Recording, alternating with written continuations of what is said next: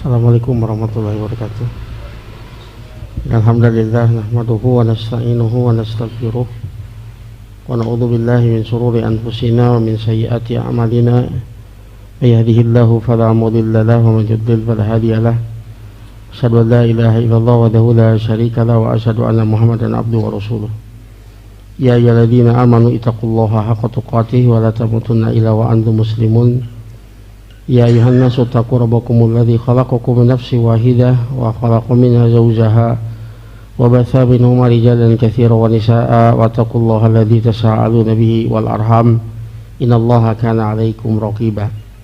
Ya ayyuhalladzina amanu ittaqullaha wa qulu qawlan sadida yuslih lakum a'malakum wa yaghfir lakum dzunubakum wa may yuti'illaha wa rasulahu faqad faza fawzan 'azima amma ba'd. Fa inna asdaqal hadisi kitabullah wa khairul hadi hadi Muhammadin sallallahu alaihi wasallam wa syarrul umuri muhdatsatuha fa inna kulla muhdatsatin bid'ah fa inna kulla bid'atin dhalalah fa inna kulla dhalalatin finnar. Masyaallah muslimin wa muslimat rahimani wa rahimakumullah. Alhamdulillah kita masih diberi kesempatan untuk melanjutkan pembahasan kita dan kitab Al-Wajibat Al-Mutahatimat ala kulli muslimin wa muslimat. Dan kita sampai sekarang kepada pembahasan nawaqidul Islam, pembatal-pembatal keislaman. Sebagaimana sholat ada pembatalnya, haji ada pembatalnya, umroh ada pembatalnya, begitu juga dengan keislaman seseorang. Jadi pembahasan ini berbicara, kalau dalam bab fikih namanya bab riddah, kemurtadan. Dan bab riddah itu banyak sekali ya, dinukil oleh para ulama di berbagai mazhab. Ya, disebutkan sangat banyak sekali. Tapi di sini saya Muhammad bin Abdul Wahab membatasi hanya 10 saja. Ya, 10 ini dianggap perkara yang mujma' alaihi, yang disepakati. Dan yang paling banyak kaum muslimin terjatuh ke dalamnya. Jadi kita belajar nawaqidul Islam ini ya,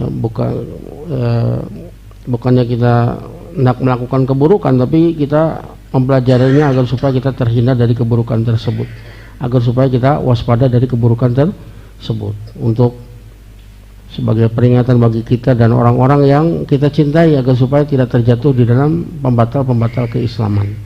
Karena ini berat ya, pembatal-pembatal keislaman ini berat, sesuatu yang mengeluarkan seseorang dari agamanya. Jadi kita sekali lagi belajar untuk apa? Agar supaya kita waspada, tidak terjatuh ke dalamnya, dan juga memperingatkan orang-orang yang kita cintai untuk tidak terjatuh ke dalamnya.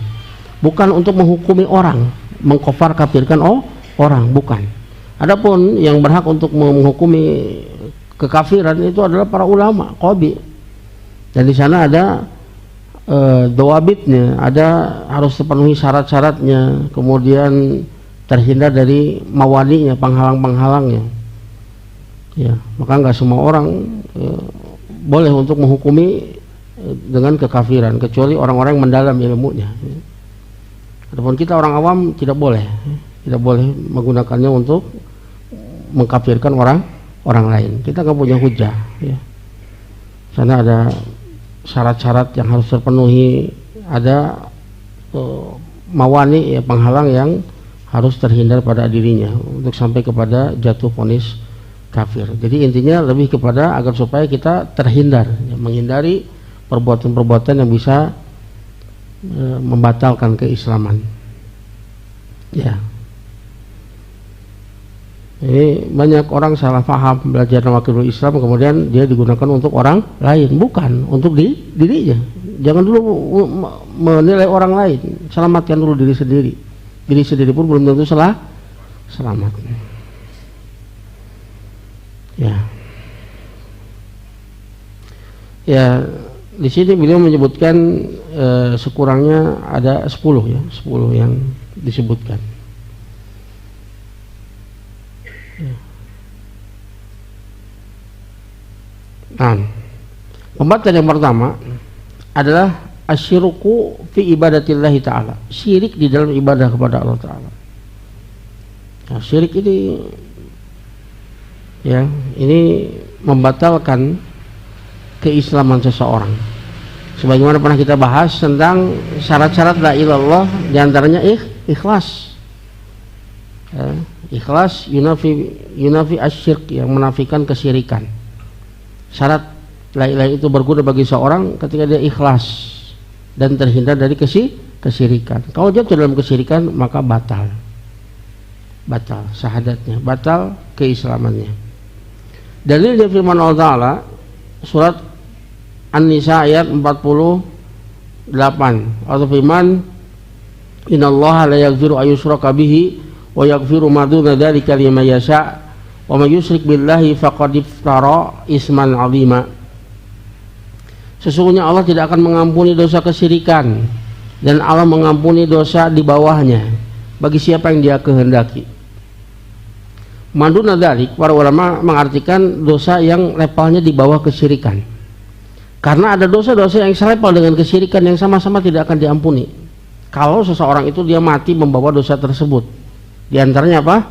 Kufur akbar, nifak akbar. Ini selevel dengan kesyirikan, selevel dengan syirik akbar. Yang kalau seseorang itu mati membawa dosa tersebut, niscaya dia selamanya di dalam neraka. Allah nggak akan ampuni kesyirikannya. Ya. Jadi ini siapa yang tidak akan diampuni kesyirikannya? Orang yang mati membawa dosa kesyirikan. Tetapi kalau misalkan dia sebelum mati dia bertobat, maka Allah akan ampuni. Qul ya ibadiyalladzina asrafu ala anfusihim la taqnatu min rahmatillah innallaha yaghfiru dzunuba jami'an innahu wal ghafurur rahim. Katakanlah wahai hamba-hambaku yang melampaui batas atas diri mereka, jangan kalian berputus asa dari rahmat Allah. Apa yang dimaksud dengan rahmat Allah? Sesungguhnya Allah mengampuni dosa seluruhnya, hatta kesyirikan Allah akan ampuni. Ya. Dan sesungguhnya Allah Maha innahu wal ghafurur rahim. Sesungguhnya Dia Maha Pengampun lagi Maha Penyayang. Jadi ayat tadi itu dibawa kepada orang yang bertobat sebelum matinya, maka Allah akan ampuni semua dosanya. Adapun ayat ini orang yang mati membawa dosa kesyirikan. Beda ya. Maka kalau dia mati membawa dosa kesyirikan tanpa sempat dia bertobat darinya, maka dosa syirik tersebut tidak akan diampuni. Dan Allah mengampuni dosa di bawahnya, di bawah dosa kesyirikan. Ya. Bagi siapa yang Allah kehendaki. Ya. Maka tidak serta-merta orang yang kemudian mati dalam keadaan berbuat dosa kita pastikan dia penghuni neraka, nggak boleh. Dia tahta masyiatillah, di bawah kehendak Allah. Jika Allah berkehendak, Allah ampuni. Jika kehendak, Allah akan azab dia. Tapi kita tidak boleh memastikan. Ya. Berbeda kalau dia mati di atas kesyirikan, di atas kekafiran. Nah, ya, karena Allah tidak akan mengampuni dosa kesyirikan. Wa yaghfiru ma duna dzalika liman yasha wa may yusyrik billah faqad iftara isman 'azima. Barang siapa yang mensyirikatkan Allah, sungguh dia telah melakukan dosa yang sangat besar. Ya. Ya, kata-kata la yaghfiru ayyushraka bihi, Allah tidak akan mengampuni dosa kesyirikan, ini menunjukkan bahwa dosa kesyirikan ini menyebabkan seorang selamanya di dalam neraka. Ini menjadi dalil ya bahwa dosa tersebut mengeluarkan seseorang dari millah. Juga dalil yang kedua yaitu surat Al-Maidah ayat 72. Allah firman, laqad kafara alladziina qalu innallaha huwal masih ibnu Maryam. Sungguh telah kafir orang-orang yang mengatakan Allah itu adalah Al-Masih bin Maryam. Kafir. Itu hukumnya kafir. Ya. Wa qala al-Masih berkata, ya Bani Israel, ubudullaha rabbi wa rabbakum. Wahai Bani Israel, sembahlah Allah, Dialah Rabbku dan Rabb kalian. Innahu man yusyrik billah faqad haramallahu alaihi jannah. Lihat, nah, sungguhnya barang siapa yang mensyirikatkan Allah, sungguh Allah haramkan baginya surga. Kalau surga diharamkan, apa tempat tinggalnya?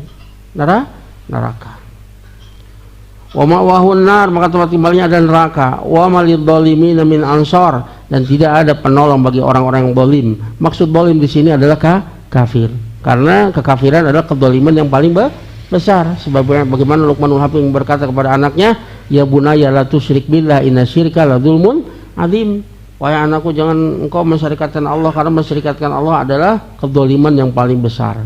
Zalim itu adalah wad'u syai' fi ghairi mawdi'ihi. Zalim itu meletakkan sesuatu tidak pada tempatnya. Itu namanya zalim. maka menjadikan tandingan bagi Allah, menyerahkan ibadah kepada selain Allah, maka itu adalah kedzaliman yang paling besar. Ya.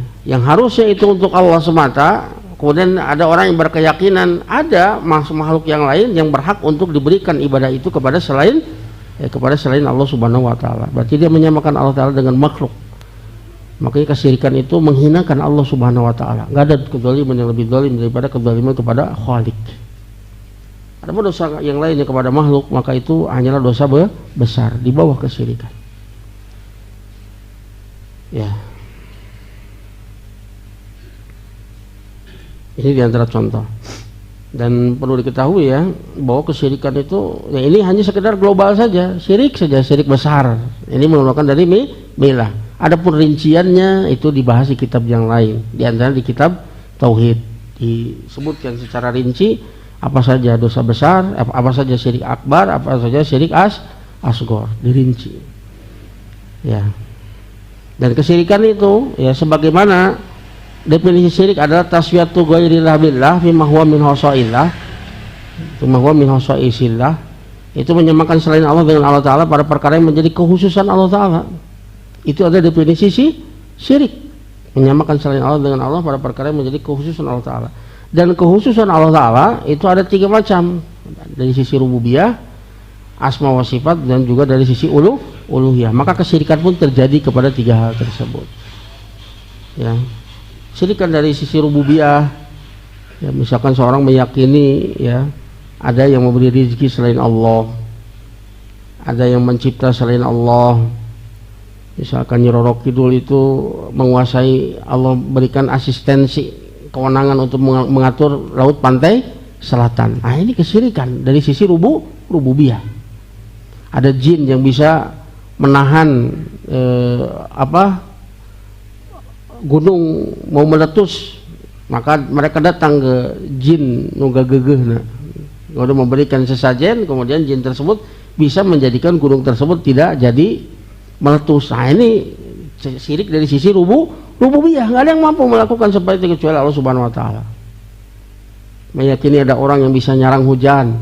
Nah, ini syirik dari sisi rububiyah. Nggak ada. Datang ke Gunung Kawi minta rezeki ke jin. Soalnya jin itu bisa beri rezeki apa yang Allah tidak beri, bisa berikan. Nah, ini syirik dari sisi rububiyah. Kemudian syirik dari sisi asma wa sifat, yang mengetahui ada sebagian manusia itu memiliki sifat-sifat kesempurnaan seperti Allah Ta'ala, bisa mengetahui kejadian.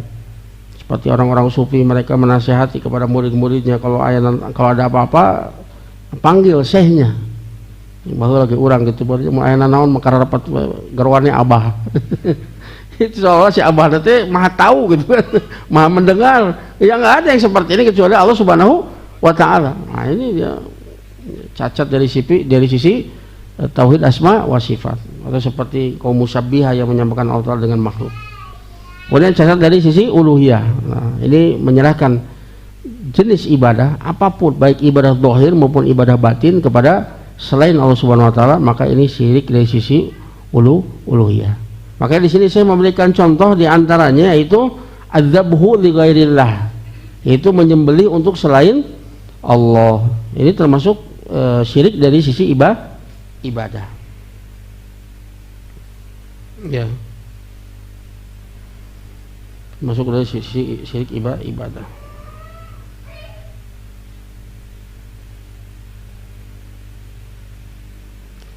Ya, Allah berfirman dalam surat Al-Kautsar ayat yang kedua, fasholli lirabbika wanhar, dan sholatlah dan menyembelih untuk Rabbmu. Menyembelih itu bagian dari ibadah, nggak boleh diserahkan kepada selain Allah Ta'ala. Dan dalam menyembelih itu ada 2 hal yang harus diperhatikan. Yang pertama tasmiyah, yang kedua al-qasad, tujuan. Ada orang yang tasmiyah itu menyebutkan bismillah, sah sembelihannya. Tapi kalau dia dimaksudkan untuk berhala-berhala, untuk jin, ya, maka itu sembelihannya menjadi tidak sah, haram, nggak boleh dimakan. Dan pelakunya melakukan syirik akbar, karena menyembelih itu adalah ibadah.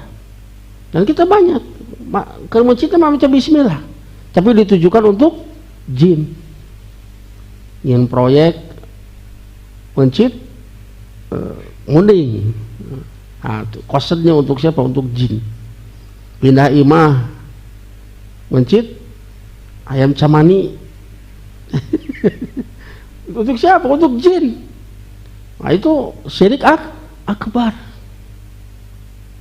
Ruwat-ruwat yang ada itu syirik akbar, memberikan sembahan kepada selain Allah Subhanahu wa taala. Ini termasuk kenapa disebutkan di sini menyembelih? Karena pada zaman saya Muhammad bin Abdul Wahab ketika itu banyak terjadi kesyirikan, di antaranya banyak orang menyembelih untuk selain Allah Subhanahu wa taala. Maka beliau sebutkan, singgung di sini. Itu menyembelih. Dari yang lain surat Al-An'am ayat 162 atau beriman, Qul inna sholati wa nusuki wa mahyaya wa mamati lillahi rabbil alamin la syarikalah. Katakan sesungguhnya salatku wa nusuki ini sebagian ulama menafsirkan yaitu dzabhi, sembelihanku. Sesungguhnya salatku, sembelihanku, hidup dan matiku hanya untuk Allah Rabb semesta alam, tidak ada syarikat baginya. Ya, juga dalam Sahih Muslim Rasulullah bersabda, la'anallahu man dzabaha li ghairillah. Sesungguhnya Allah melaknat orang yang menyembelih untuk selain Allah. Ya. Jadi ketika menyembelih harus diperhatikan dua hal, tasmiyah dan al-qasad, tujuan. Untuk siapa yang disembelih? Ada, kalau untuk ibadah maka harus ditujukan untuk Allah Subhanahu wa taala. Atau perkara yang mubah, hanya untuk makan-makan saja, untuk hidangan, itu nggak masalah. Tapi harus diperhatikan tasmiyahnya, harus dibacakan bismillah. Ya. Jadi ini poin pertama, ya, yang menjadi pembatal keislaman adalah kesyirikan. Maka syirik itu sesuatu yang paling berbahaya, nggak ada yang lebih berbahaya melebihi kesyirikan. Ya, lain asyrokta la yahbatanna amaluk, jika engkau berbuat syirik maka batal seluruh amalmu. Coba, batal seluruh amalnya, dan dia di akhirat kesyirikannya tidak akan diampuni, dan dia selamanya di dalam neraka. Nggak ada yang lebih mengerikan melebihi kesyirikan. Ya, makanya para ulama begitu gencar ya mendakwahkan kesyirikan, artinya untuk menghindari kesyirikan dan mendakwahkan tauhid, karena ini merupakan sumber kebahagiaan, sumber keselamatan. Dan syirik adalah sumber kesengsaraan, sumber kecelakaan yang paling parah di dunia dan di akhirat gara-gara kesyirikan. Ngeri, kesyirikan itu mengerikan. Bahkan ulama Malikiyah itu memberlakukan secara mutlak. Jadi kalau seorang misalkan dia sudah berhaji, kalau dia berbuat syirik, maka batal semua amalnya, dia nol lagi. Artinya masih tetap dia berkewajiban untuk haji. Itu ulama Malikiyah. Adapun Syafi'iyah tidak, ya, Syafi'iyah tidak. Jadi kalau dia bertobat maka pahalanya kembali. Kalau dia ya cuman tidak cukup hanya bertobat, kata para ulama disebutkan harus bersyahadat lagi. Dan syahadatnya tidak harus di hadapan umaroh atau di hadapan, kecuali kalau ketika dia disidang di majelis hakim, karena dia telah melakukan sesuatu yang kemurtadan, baru itu di hadapan hakim. Kalau tidak maka dia hanya diwajibkan untuk bersyahadat dan bertobat. Ya, syirik. Maka harusnya kita membuat kita semangat untuk mempelajari tentang kesyirikan. Jadi semakin jelaslah tauhid ketika kita mempelajari jenis-jenis kesyirikan. Ya.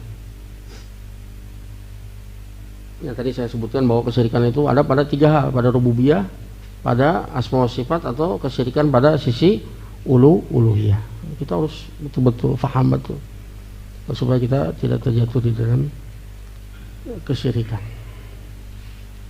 Karena ini membantal keislaman yang paling banyak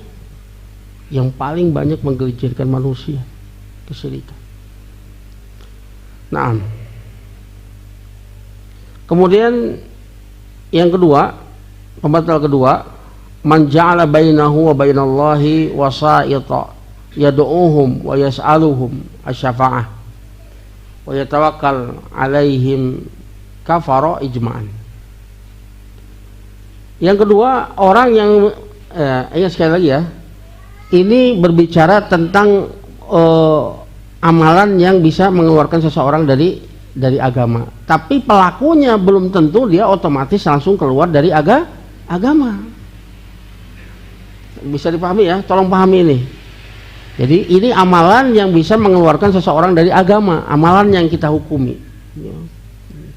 Takfir mutlak namanya, bukan takfir muayyan. Kalau muayyan itu menunjukkan per orang. Adapun pelakunya belum tentu dia kafir secara otomatis. Ya, karena tadi ada terpenuhi syarat-syaratnya. Ada penghalang-penghalangnya. Apakah dia melakukan itu karena ilmu atau karena kebodohan? Ya, bisa jadi dia melakukan karena kebodohan. Apakah dia melakukannya itu sengaja atau tidak sengaja? Ataukah dia melakukannya itu dengan sukarela atau terpaksa? Apakah di sana ada takwilus sa'i dan permasalahan asma wa sifat atau tidak? Nah, ini yang paham ini adalah ahlul ilmi. Jadi tidak serta-merta ketika melihat orang itu melakukan kesyirikan kita katakan dia kafir. Jadi perlu dipahami ya, kita sedang menghukumi perbuatan tersebut bisa berpotensi besar untuk mengeluarkan seseorang dari keislaman, tapi pelakunya belum tentu kafir. Ya, jadi kita tidak berbicara tentang kufur muayyan, menunjuk hidung sepulan kafir atau tidak, tapi kita menghukumi perbuatan agar supaya kita menghindari perbuatan tersebut. Ya, ini perlu dipahami. Nah, yang kedua adalah orang yang menjadikan antara dia dan Allah Subhanahu wa taala wasaid, perantara. Ya. Yang mereka itu berdoa kepadanya, kepada perantara tersebut, meminta kepadanya syafaat, bertawakal kepada mereka, maka orang seperti ini kafir secara ijma. Ya, sekali lagi perbuatannya, ya, perbuatan kafir secara ijma. Dalilnya ya, firman Allah Ta'ala surat Az-Zumar ayat yang ketiga, alalillahi dinul khalis, ketahuilah hanya milik Allah agama yang khalis, yang murni, yang terhindar dari kesyirikan. Waladina takhadu min dunihi awliya'a ma ta'buduhum illa liqarribuna ila Allahi zulfa. Ya. La na'buduhum illa liqarribuna ila Allahi zulfa. Dan orang-orang yang menjadikan ya tandingan-tandingan sebagian Allah bagi Allah atau pelindung-pelindung selain Allah, mereka mengatakan la na'buduhum illa liqarribuna ila Allahi zulfa.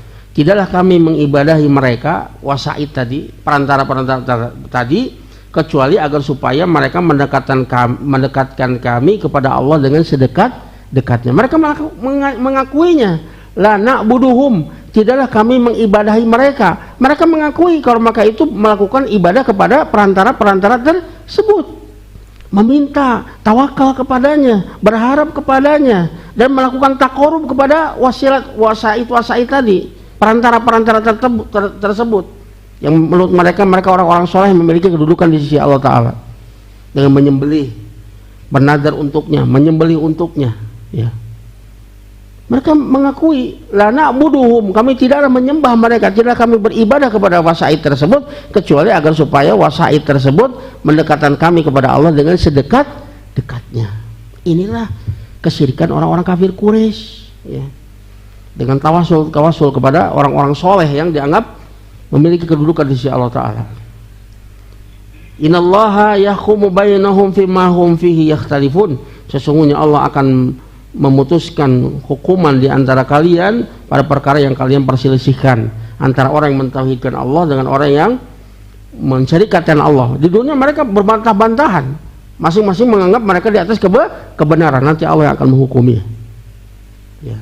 Innallaha la yahdi man huwa kadzabun kafar, sesungguhnya Allah tidak akan berhidayah kepada orang yang kadzab, yang sangat pendusta, yang mengada-adakan atas nama Allah Ta'ala, sehingga harus menjadikan wasilah perantara antara dia dengan Allah Subhanahu wa Ta'ala.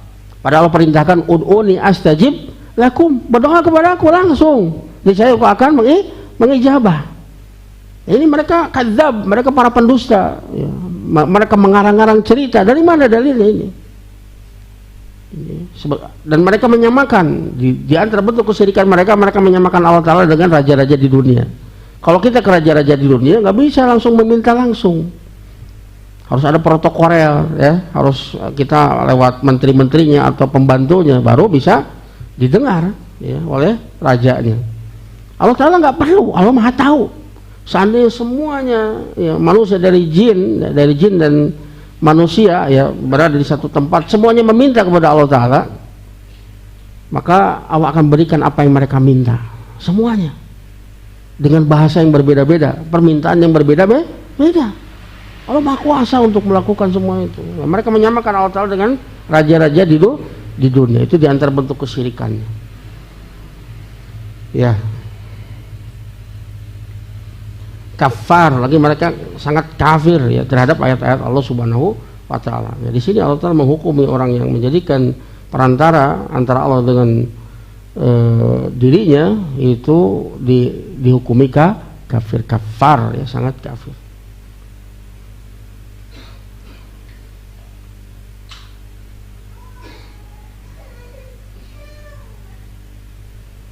Ya, ini alasan mereka, ini hanya mereka nama-namai saja. La na'buduhum illa liqarribuna ilallahi zulfa.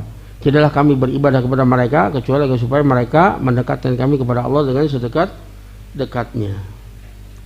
Ini hanya menggunakan istilah-istilah saja, wasaid dan sebagainya. Padahal hakikatnya mereka menjadikan tandingan-tandingan untuk Allah Subhanahu wa Ta'ala yang mereka beribadah kepadanya. Mereka berharap, takut, tawakal kepadanya. Dalam ayat yang lain dalam Yunus, surat Yunus ayat 18 atau firman, wa ya'buduna min dunillahi ma la yadhurruhum wa la yanfa'uhum wa yaquluna haula'i syufa'auna indallah. Ya, mereka beribadah kepada selain Allah yang tidak bisa memberikan mudarat kepada mereka atau tidak bisa menghilangkan mudarat dari mereka dan tidak bisa memberikan manfaat bagi mereka. Dan mereka mengatakan haula'i syufa'auna indallah. Mereka itu para pemberi syafaat di sisi Allah. Dari mana dalilnya? Innalillahi syafa'atu jami'an. Sesungguhnya hanya milik Allah syafaat seluruhnya. Gak boleh dimintakan syafaat kepada selain Allah. Bahkan kepada Rasulullah SAW gak boleh kita minta syafaat. Rasul gak punya syafaat. Beliau memang orang yang akan diberikan izin untuk bisa memberikan syafaat, tapi beliau gak punya syafaat. Dan syafaat itu harus ada izin dari Allah Ta'ala kepada Asy-Syafi yang memberikan syafaat, kepada Al-Masfu anhu dan juga yang diberikan syafaat. Memang Rasul akan diberikan izin untuk memberikan syafaat, tapi masalahnya kita termasuk orang yang diberi izin tidak untuk diberikan syafaat oleh Rasulullah SAW. Enggak boleh minta syafaat kepada selain Allah Subhanahu wa Ta'ala. Kalau ketika masih hidup Rasul boleh, ya Rasul berikan syafaat nanti di yaumil qiyamah. Rasul berdoa ya.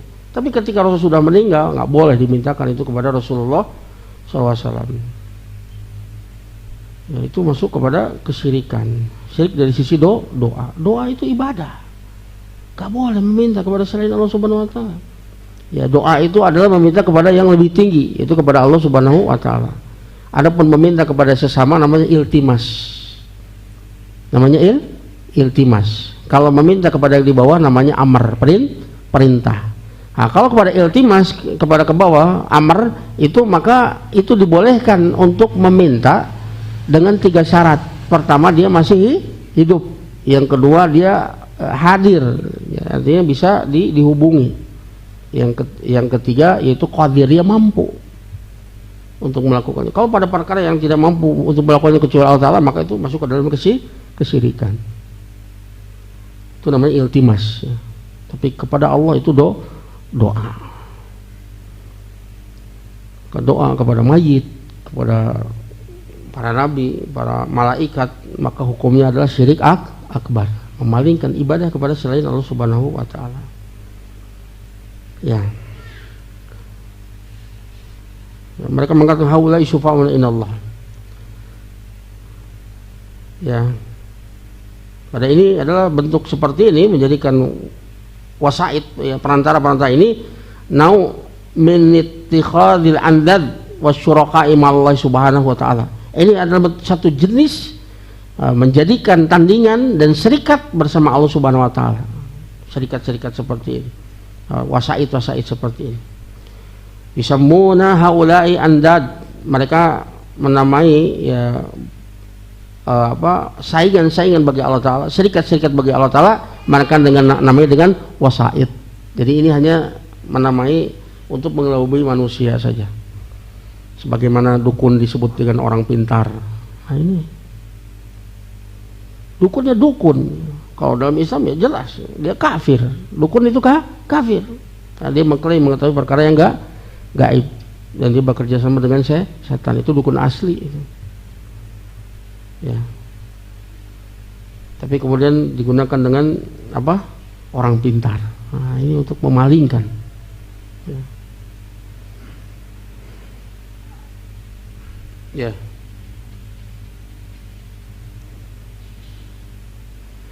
Jadi mereka ya menjadikan tandingan-tandingan bagi Allah dengan wasail disebutnya.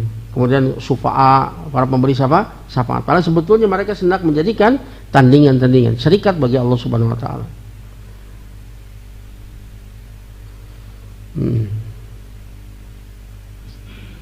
Wa qad fa'alu dzalika qiyasan minhum lil khaliq tabaraka wa ta'ala lil makhluq haitsu ra'au anna mulukad dunya al udama la yatawassalu ilaihim min khilalil wasaid ya al muqarribin indahum wa qasullah tabaraka wa ta'ala bi khalqihi wa sarfu ba'di khalqi syai'an min huquqihi mi'ina bi an yuqarribuhum hadzal wasit ila Allah tabaraka wa taala zulfa. Ya mereka mengkiaskan Allah taala khaliq dengan makhluk. Sebagaimana makhluk itu ya kita perlu perantara-perantara untuk sampai ke menyampaikan hajat kita kepada raja. Ya. Sehingga dia perlu perantara-perantara tersebut. Mereka mengkiaskan dengan Allah taala. Ya. Pada Allah Ta'ala tidak butuh untuk kepada semuanya itu. Allah Maha mendengar, Allah Maha mengijabah. Sehingga mereka mengarahkan sebagian dari hak-hak Allah Ta'ala, berharap agar supaya wasaid tadi itu menyampaikan ya, hajat-hajat kepada Allah Ta'ala dan mendekatkan mereka kepada Allah dengan sedekat-dekatnya. Hada syirkun billahi tabaraka ta'ala. Ini kesyirikan kepada Allah tabaraka ta'ala.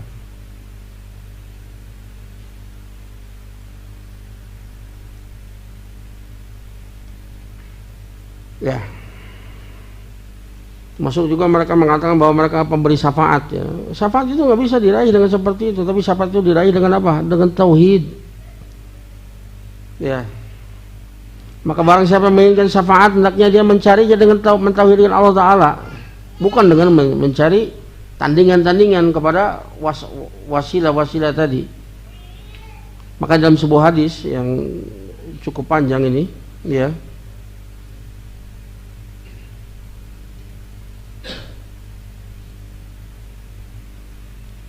hadis ini diriwayatkan Imam Bukhari ya. Setelah Allah Ta'ala tegaskan dalam surat Al-Zumar ayat 44, Qulillahi syafa'atu jami'an, katakan hanya milik Allah syafaat seluruhnya, maka tidak boleh diminta kepada selain Allah Ta'ala. Lahul mulkus samawati wal ard, hanya miliknya kerajaan langit dan bumi. Summa ilaihi turja'un, kemudian hanya kepadanya kalian akan dikembalikan.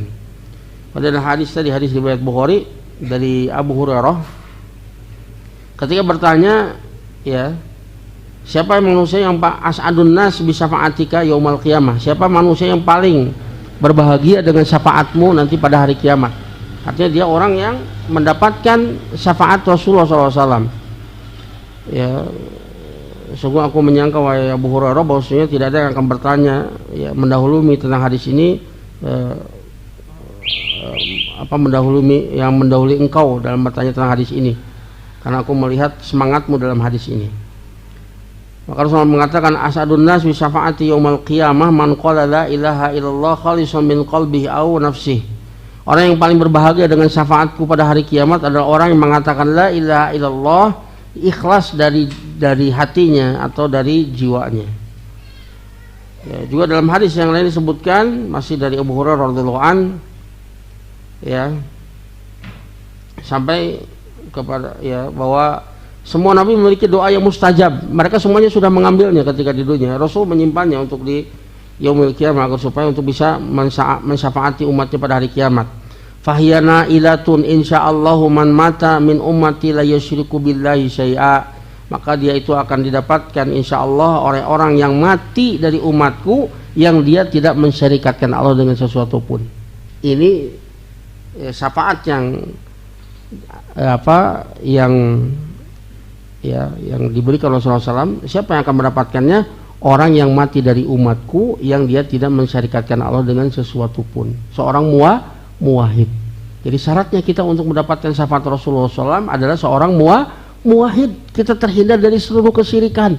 Nah, ini yang akan mendapatkan syafaat Rasulullah SAW.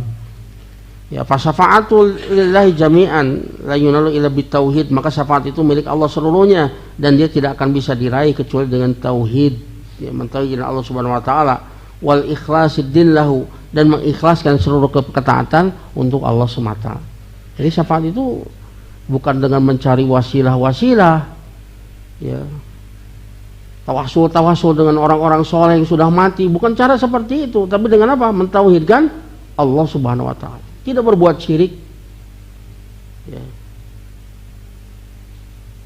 Sering kita mendengar tawasul kepada kakaruhun, tawasul ke wali fulan dan fulan yang dianggap dekat dengan Allah Subhanahu wa taala. Ini hakikatnya adalah menjadikan tandingan-tandingan bagi Allah Subhanahu wa taala. Boleh.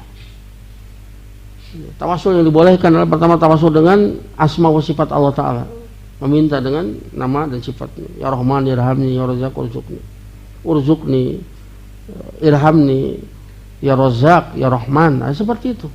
Itu yang paling tingginya, bertawasul dengan nama dan sifat Allah taala. Yang kedua, tawasul dengan amal soleh. Boleh kita. Seperti halnya 3 orang yang terkurung di gua, ya, dia bertawasul. Ya, kemudian dia terbebas dari gua tersebut. Yang ketiga itu tawasul minta doa kepada orang soleh yang masih hidup. Nah, catatannya orang soleh yang masih hidup. Nah, kalau yang sudah mati nggak boleh, syirik, ya, masuk syirik akbar. Tapi orang soleh yang masih hidup. Tapi ini adalah sesuatu yang boleh, bukan afdol. Yang paling afdol adalah berdoa sendiri. Karena meminta doa kepada orang itu menunjukkan kurangnya tawakal dia kepada Allah Subhanahu wa taala. Yang kedua, su'udon, seolah kalau dia berdoa Allah tidak akan kabulkan. Ya. Jadi minta doa kepada orang lain, kepada orang soleh yang masih hidup, ini masuk pada perkara yang boleh, tapi bukan afdol. Paling afdol tadi bertawasul dengan nama dan sifat Allah dan bertawasul dengan amal soleh. Ya. Adapun bertawasul dengan kesolehan orang lain, bertawasul dengan kedudukan orang lain, nah ini tidak ada tuntutannya, tidak ada tuntunannya. Karena itu bisa menyeret kepada kesyirikan. Jadi ungkapan mereka tawasul menjadikan wasilah antara dia dengan Allah Subhanahu wa taala itu hanyalah menggunakan kata-kata, ya, untuk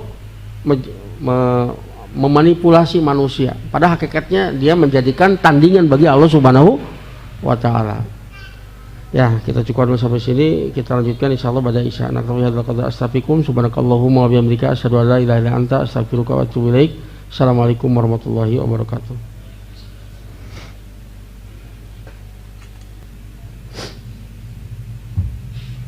Assalamualaikum warahmatullahi wabarakatuh. Alhamdulillah, salatu wassalamu ala Rasulillah wa alihi washabihi wa man tabi'ahum bi ihsan ila yaumil din. Ba'd.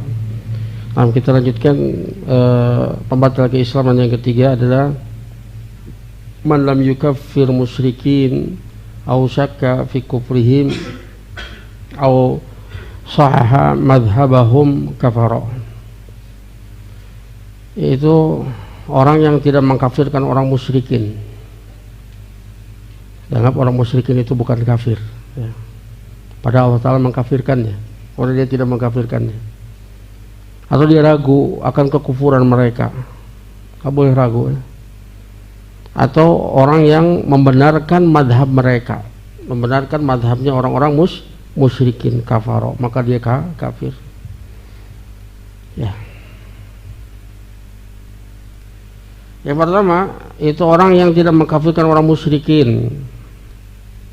Ya, la yara kufrahum wa la ya'taqidu dzalik. Dia tidak melihat akan kekufuran mereka dan dia berkeyakinan tidak berkeyakinan akan kekafiran mereka. Seperti orang mengatakan, ya di sini termasuk orang musyrik di sini ya orang kafir. Dia mengatakan orang Yahudi, ya mereka bukanlah orang kafir. Orang Nasrani, ya dan atau Majusi atau para penyembah berhala, mereka bukan orang kafir.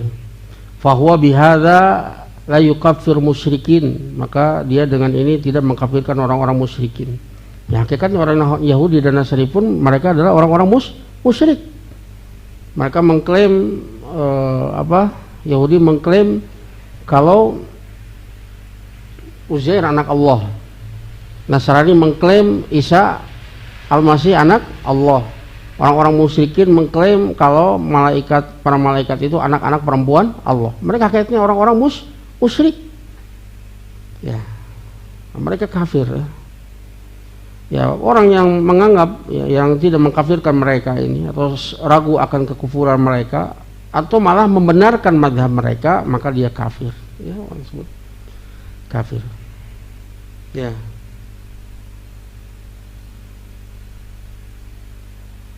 Ya, dia tidak mengkafirkan orang kafir dan tidak meyakini akan kekafiran mereka. La yaqulu bihadza fahadza kafir, ya, tidak mengatakan bahwa ini orang kafir. Li'annahu lam yukaffir man kafarahu Allahu wa kafarahu Rasulullah sallallahu alaihi wasallam. Ya kan, orang yang seperti ini dia kafir. Kenapa? Karena dia tidak mengkafirkan orang yang Allah kafirkan. Dia tidak mengkafirkan orang yang dikafirkan oleh Rasulullah sallallahu alaihi wasallam. Dia mendustakan ayat-ayat di mana Allah Ta'ala mengkafirkan mereka. Di antara Allah firman dalam surat Al-Maidah ayat 73, Allah firman, laqad kafara alladziina qalu innallaha tsalitsu tsalatsah. Sungguh telah kafir orang-orang yang mengatakan sesungguhnya Allah itu adalah yang ketiga dari yang tiga. Allah mengkafirkannya, kemudian dia tidak mengkafirkannya, maka dia mendustakan firman Allah Ta'ala ini. Juga dalam surat Al-Bayyinah ayat yang ke-6 Allah firman, innal ladzina kafaru min ahlil kitabi wal musyrikina fi nari jahannam khalidina fiha ulaika hum syarrul bariyah. Sesungguhnya orang-orang kafir dari golongan ahlul kitab, ini orang kafir, dan orang-orang musyrikin mereka berada di neraka jahanam, mereka selamanya di dalamnya. Mereka ini adalah seburuk-buruk makhluk. Allah mengkafirkannya, kemudian mengatakan bahwa mereka itu bukanlah orang kafir. Kita seperti teori jari-jari sepeda. Jari-jarinya banyak tapi menuju kepada satu tujuan. Agamanya banyak tapi sama-sama menyembah satu Tuhan. Nah, ini orang-orang seperti ini. Islam liberal, hati-hati. Kalau kita mengikutinya bisa kafir. Ini ajaran kekafiran, kekufuran. Mereka mendustakan ayat-ayat dan sabda Rasulullah SAW yang mengkafirkan orang-orang musyrik dari golongan Yahudi, Nasrani dan orang-orang musyrik yang lainnya.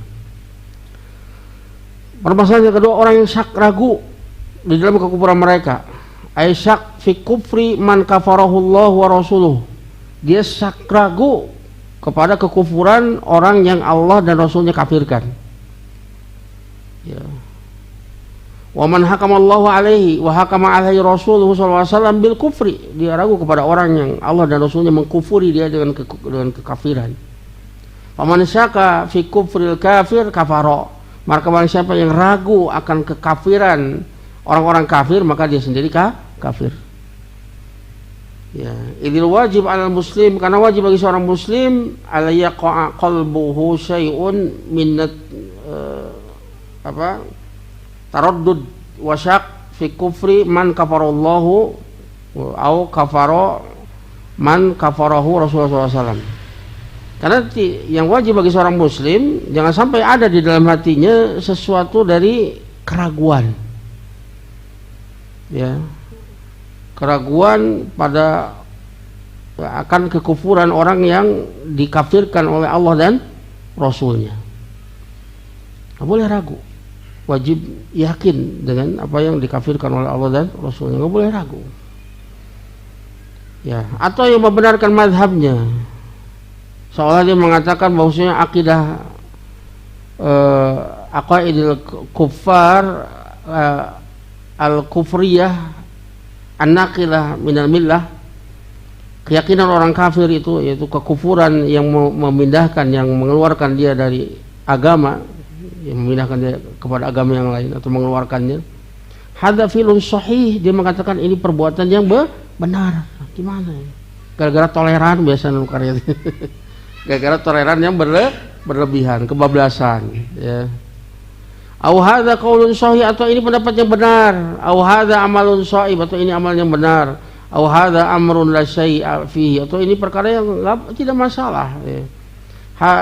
Faman sahaha madhhabal kuffar aw syai'a min aqaidihim al-kufriyah an-naqilah minal millah fa huwa kafir. Maka barang siapa yang membenarkan madhab orang-orang kafir atau sesuatu dari akidah mereka, ya, berupa kekufuran yang memindahkan dari agama, maka dia sendiri pun kafir.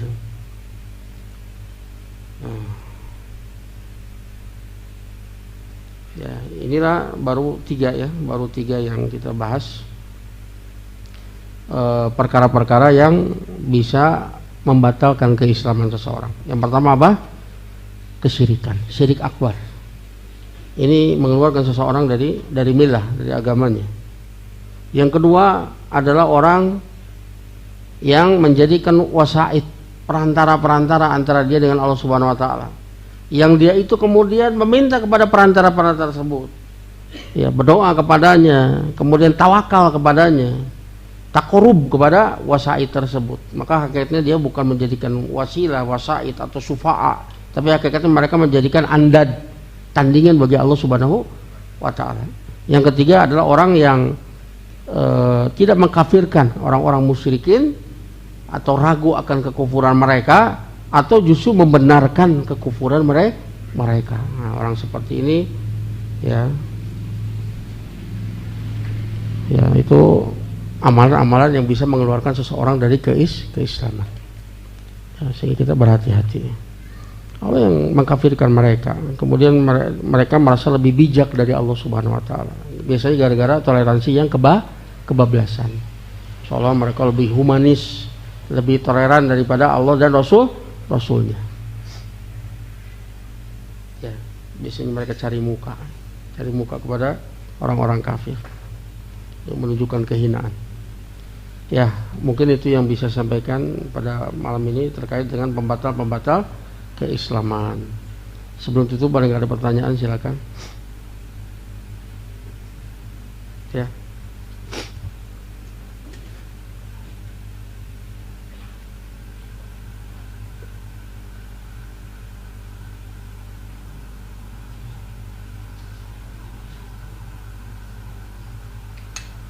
Nah, tidak ada pertanyaan? Ya. Jelas ya kayaknya ya. Ya, yang jelas itu tadi ya, bahwa kita mempelajari nawaqidul Islam itu agar supaya kita berhati-hati untuk tidak jatuh ke dalamnya, dan kita memperingatkan orang-orang yang kita sayangi untuk tidak jatuh ke dalamnya. Bukan digunakan untuk menilai, mengkafirkan orang lain, karena itu ada bab tersendiri ya, ada syarat-syaratnya, ada penghalang-penghalangnya, dan itu tentunya orang-orang yang mendalam ilmunya, sehingga dia menghukumnya itu dengan ilmunya, bukan dengan hawa nafsu. Karena konsekuensi kekafiran itu berat ya, halal darahnya, halal hartanya, batal pernikahannya, tidak ada waris mewarisi antara dia dengan keluarganya ya. Kita tidak boleh mengucapkan salam kepadanya, dia tidak boleh ketika mati tidak boleh diperlakukan sebagaimana mayat kaum muslimin, dimandikan, dikafani, dikuburkan, dan juga dia tidak boleh dimakamkan di pekuburan kaum muslimin. Berat, ini konsekuensi yang berat. Ya, maka ya kita mempelajarinya lebih kepada agar supaya kita berhati-hati dari perbuatan-perbuatan tersebut, agar supaya kita terhindar dari perkara yang menakutkan, yaitu riddah, ya, murtad tanpa disadari, waliyadzubillah. Dan orang yang tidak mempelajarinya tentu sangat riskan untuk terjatuh ke dalamnya tanpa dia sadari. Maka kita perlu untuk kemudian mempelajarinya agar supaya kita berhati-hati. Nah, ini mungkin yang bisa saya sampaikan. Terima kasih atas segala perhatiannya. Mohon maaf atas segala kekurangannya. Subhanakallahumma wa bihamdika asyhadu an la ilaha illa anta astaghfiruka wa atubu ilaik. Wassalamualaikum warahmatullahi wabarakatuh.